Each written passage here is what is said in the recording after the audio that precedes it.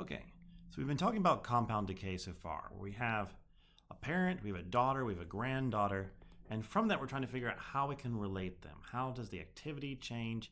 How does the amount of each species change? And what can we do with this knowledge? Well, interestingly enough, we can do a lot with this knowledge already. So on the right here, I have the decay chain for U-238. And we're going to try to use it to figure out the isotopic abundance ratio of U-238 and U-234. What do I mean by that? Well, in nature, if I have isotopes, some are going to be more present than others. And if they're radioactive, we can actually use what we've learned so far to figure out how much I should see of one compared to another. Like if I look in nature and I look at a bunch of uranium, I should be able to take the ratio of U-238 and U-234 and use the knowledge I have to figure out what that would be in nature. Like I can measure it in nature and see if it matches. So how are we going to do that? Well, let's figure it out. So first off, you need to look at some half-lives. And what we notice here is that the half-life of thorium is really, really short, 24 days. The half-life of this guy right here is also really short, 6.7 hours. And then finally goes over to U-234, which is 244.5 thousand years. So 244,500 years. Woo, that's a lot of years. Now,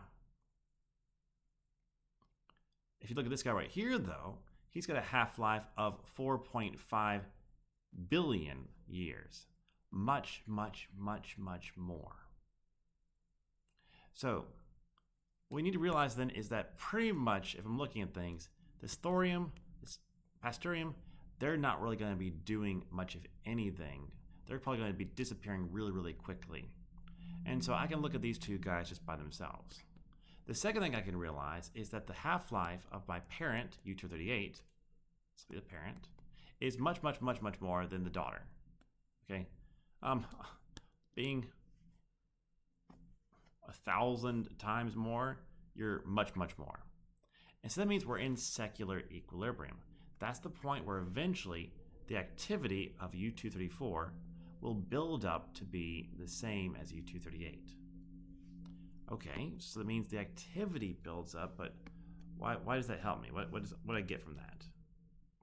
Well, if the activity of those two is the same, because we're assuming there's been a few half-lives, and so therefore it's reached this equilibrium.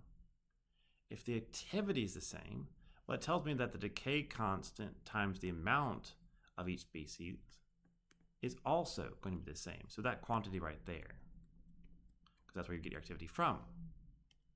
And so since I don't know the decay constants, but I do know the half-lives, I can rearrange that to get things in terms of half-life.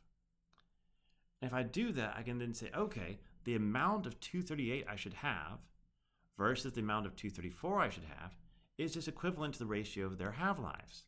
I know their half-lives, and so therefore I can plug this in and I get 18,270. So I should see 18,270 times as much U-238 as I see of U-234. If I don't, something's wrong, at least according to my math right now. The cool thing is, if you go into nature, you'll see the exact is 18,000, and that's probably rounded. So it works out really, really well. Using what we already learned, this actually works for real-world problems.